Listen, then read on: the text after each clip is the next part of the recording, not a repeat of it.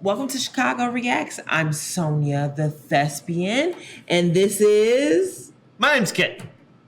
And today we will be reacting to The Battle of Los Angeles by LEMMiNO, suggested by Case Blue. And if you want to be cool, like Cool Blue, like Case Blue, well, and have us react to a fun video, type it in the comment section below, and we'll get to it as fast as possible. Now, get to your battle stations, man the AA guns, shields up, weapons online. Let's fight and join the Battle of Los Angeles. All right, let's get this party started. Just let me know. Let me know. In the early hours of February the 25th, 1942, major cities along the Pacific coast of the United States were blacked out due to concerns of an incoming enemy attack. As powerful searchlights scoured the heavens, the roaring streets of Los Angeles fell silent. Suddenly, the silence was broken by the deafening sound of explosions. The army had opened fire, and the city was under attack. The city's under siege. And the blackout persisted until dawn, and the troubled masses now demanded an explanation. But no one seemed to know exactly what had transpired. Nothing but shrapnel had fallen from the sky, and witness accounts were hopelessly at variance. As the war raged on across the Pacific, this frantic episode soon faded from public consciousness. Years later, the story resurfaced under the banner of conspiracy. The true nature of the affair had supposedly been covered up by the government, and the Battle of Los Angeles has since become a staple of UFO mythology. Anti-aircraft guns went into action against unidentified aircraft in the Los Angeles area shortly after 3 a.m. Pacific Wartime this morning.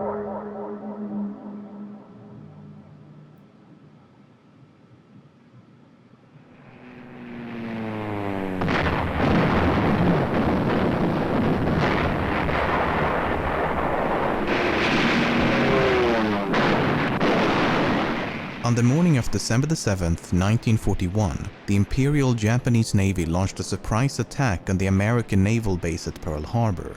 The devastating attack sent shockwaves throughout the country, and in response, the United States formally declared war on Japan the following day. A state of war has existed between the United States and the Japanese Empire. Wow. As the war progressed, Japanese submarines patrolled the Pacific coast and occasionally sunk a ship within sight of a major coastal city. Alerts and blackouts became routine as fear of a Japanese invasion quickly enveloped the entire western seaboard. Less than 3 months after the attack on Pearl Harbor, Japan attacked the US mainland. As the sun was setting on February the 23rd, 1942, a Japanese submarine surfaced a few kilometers northwest of Santa Barbara. After taking aim at Elwood oil field, gunners manned the large deck cannon and opened fire. The shelling lasted for 20 minutes, and more than a dozen exploding shells came raining down on the docks and nearby installations. I never knew this before, where, again, the mainland was... I've heard about the invasion of the Aleutian Islands in Alaska, but I never knew about this. This one, that's why I'm like really paying attention. I'm like, although the damage was minimal and without casualties, the attack had a significant impact on public fears, and the threat of a Japanese invasion now seemed imminent. Due to concerns that the bombardment of Elwood had been a diversion intended to draw attention away from more significant targets, the military maintained a state of readiness that lasted well into the following day. On the evening of February the 24th, Naval Intelligence issued a warning that an attack could be expected within the next 10 hours. As such, the Southern California coast was put on yellow alert. After 3 hours, the situation somewhat relaxed when the alert reverted back to white, but tensions remained high as repeat attacks could come at any time. At 1:44 a.m. on February the 25th, 3 separate radar stations picked up an unidentified flying object approaching the city of Los Angeles. By 2 a.m., the target was roughly 200 kilometers offshore, and a few minutes 2 a.m. in later, the morning. anti-aircraft batteries were put on green alert, and gunners prepared for the city to be raided. Wow. Some 25 minutes later, the UFO had been tracked within 5 kilometers of the city, and so Okay. the alarm was sounded, and Los Angeles was blacked out. Black out. Even though the UFO soon vanished from the radar scopes and never reappeared, visual sightings of enemy airplanes now flooded the information center. At 3:07, the artillery units were given the order to open fire, and from this point onwards, the skies above Los Angeles erupted like a volcano.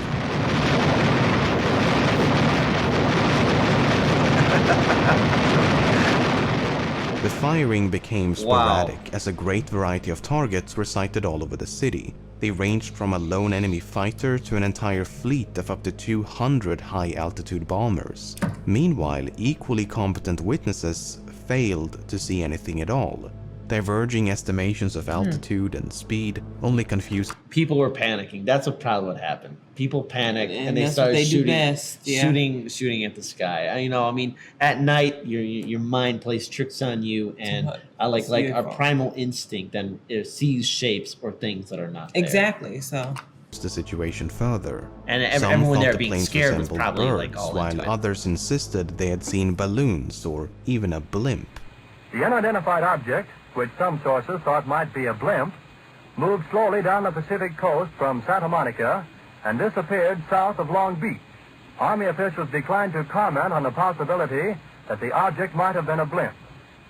Although the blackout persisted until dawn, the barrage itself concluded shortly after 4 a.m., by which time more than 1,400 rounds of anti-aircraft artillery had been expended. The evening newspapers struggled to make sense of the situation. Initial reports indicated that multiple enemy planes had been shot down across southwestern Los Angeles. A police officer had allegedly seen 2 planes fall from the cone of the searchlights. However, investigations by the local police found nothing but shrapnel, and the Western Defense Command announced that no bombs had been dropped and no planes had been shot down. The confusion was only compounded by the lack of agreement between military officials. The Secretary of Navy, Franklin Knox, speaking at a press conference in Washington, claimed the incident had been a false alarm and that no planes had been present, further adding that the barrage had been provoked by nothing more than nervousness and overexcitement. Meanwhile, the Secretary of War, Henry Stimson, assessed that up to 15 unidentified planes had in fact flown over the city. Given the lack of an actual strike, the planes were thought to have been part of a Japanese reconnaissance mission, or perhaps a group of commercial planes flown by enemy agents who sought to spread fear and chaos. While the military insisted that every effort was being made to ascertain the facts, this was as close to an explanation as the American people were going to get. It might have been something, it may have been nothing. No one seemed to know, and speculation abounded.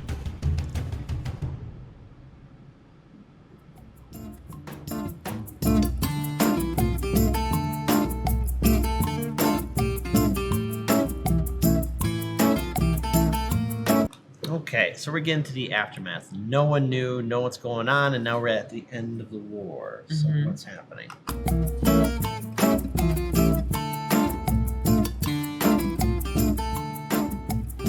As the war came to a close in late 1945, this all but forgotten mystery was suddenly dragged back into the spotlight.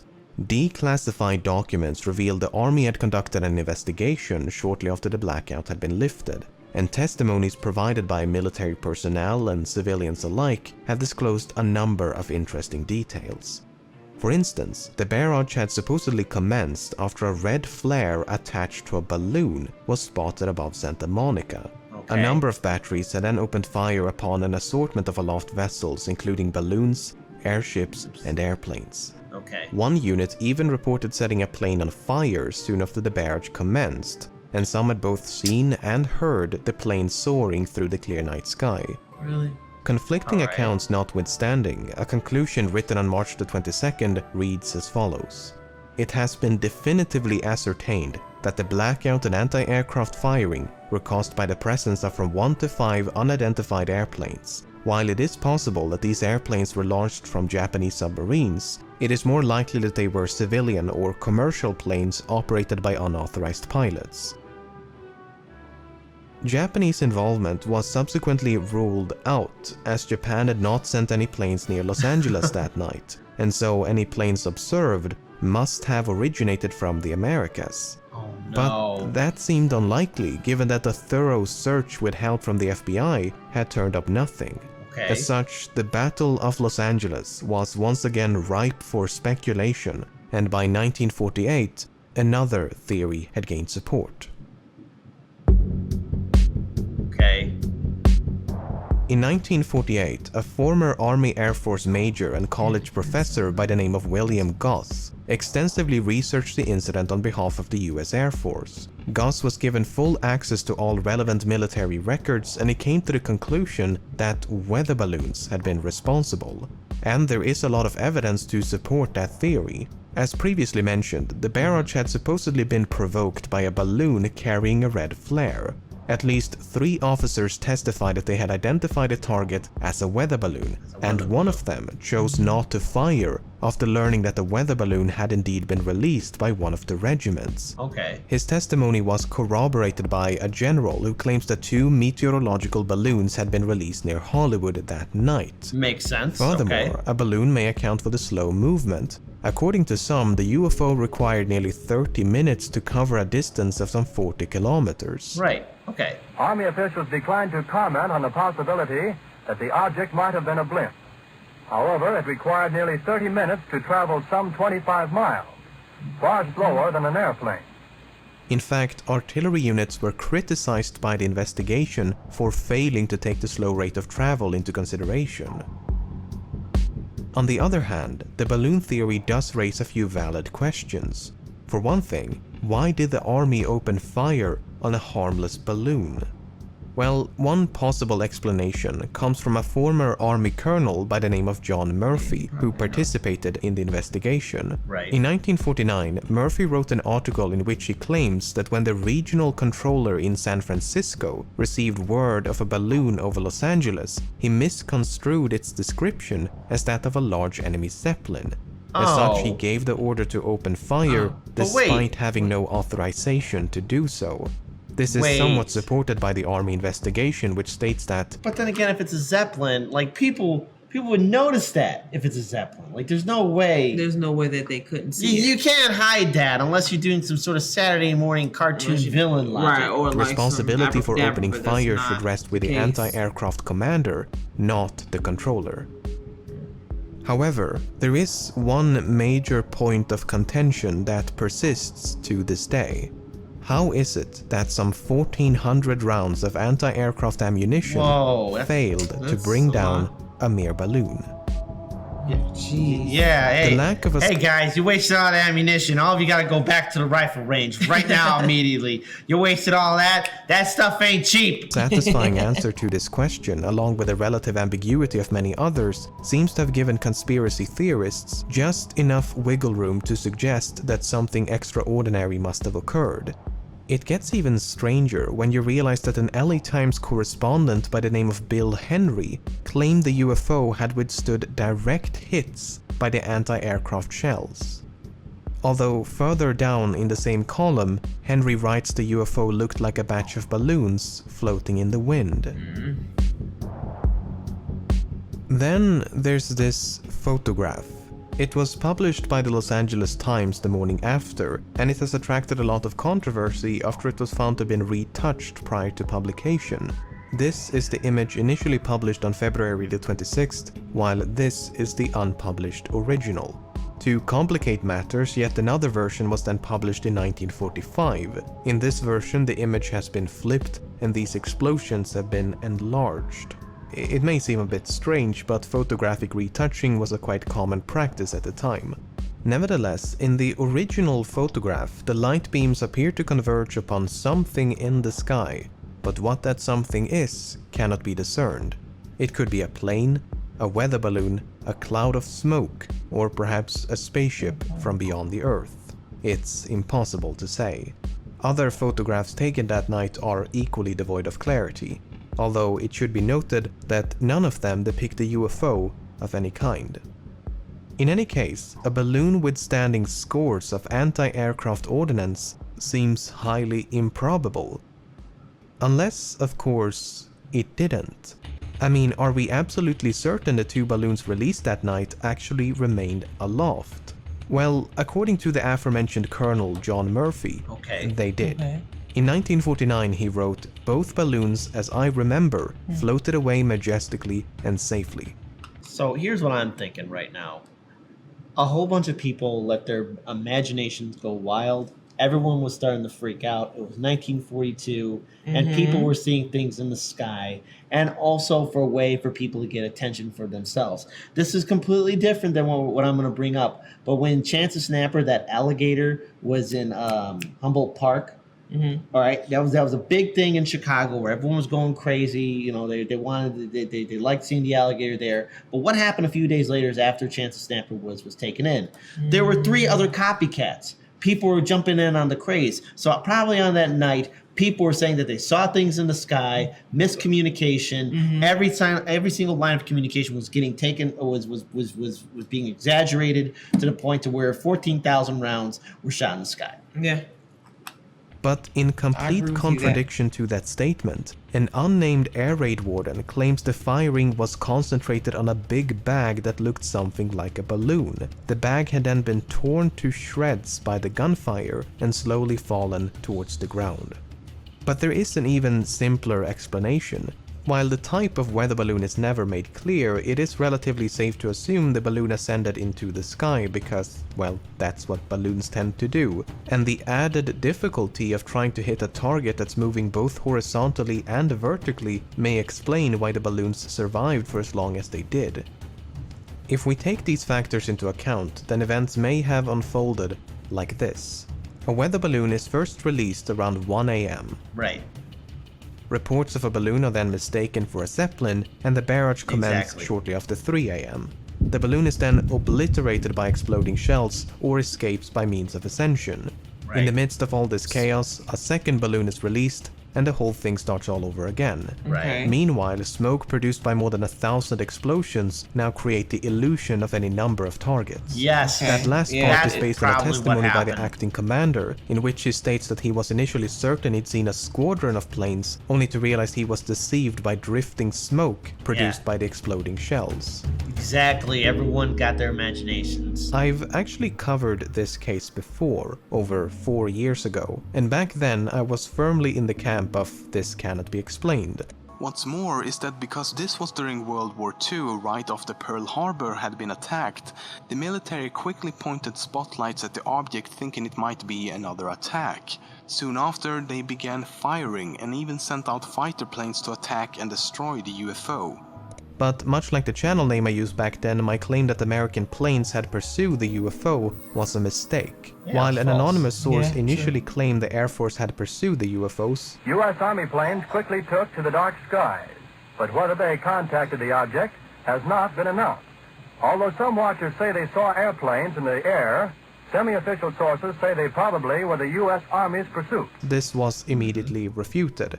The investigation justified the lack of pursuit planes as follows. We didn't have much pursuit. We had 15 planes in 3 different places, a total of 45. If that was a reconnaissance preceding a carrier, we did not want to have our pursuit in the air half out of gas when the attack came in. We didn't want to take the chance. Now, there is one last major flaw with this theory: the radar readings.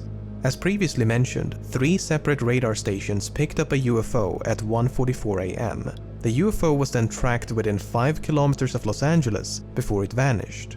In addition, multiple radar stations scanned the intersection of the searchlights while the barrage was still ongoing, but found nothing, and the UFO never reappeared on the radar scopes. The thing is, back in 1942, American radar equipment left a lot to be desired. Just prior to the Battle of Los Angeles, British radar pioneer Robert Watson Watt conducted a detailed analysis of American early warning systems. In January of 1942, Watson found radar equipment along the West Coast to be gravely unsuitable. He described it as being in grave danger of plotting false tracks. Furthermore, radar personnel lacked sufficient training to properly operate the stations. Yeah. A complementary analysis by the Army completed in early February confirmed Watson's findings and described the conditions of the Western Defense Command as entirely inadequate. Even so, it is rather strange that these targets were visible to the naked eye and even through binoculars, yet seemingly invisible to radar. So, where does that leave us? Well, I'm afraid there's no definitive conclusion to this story. As an article from 2011 so aptly put it, there's ample room to support a variety of conclusions and beliefs.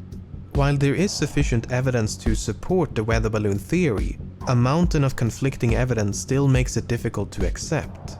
In order for the theory to work, one must be willing to discount a vast amount of incompatible information. It's entirely possible that nothing flew over Los Angeles that night. The barrage may have been provoked by nothing more than wartime anxiety, amplified by the submarine shelling from the night before. Yep. As Secretary Knox put it, a false alarm. As most witnesses have long since passed away, and no additional information has been uncovered for decades, this more than 75-year-old mystery may never be truly resolved.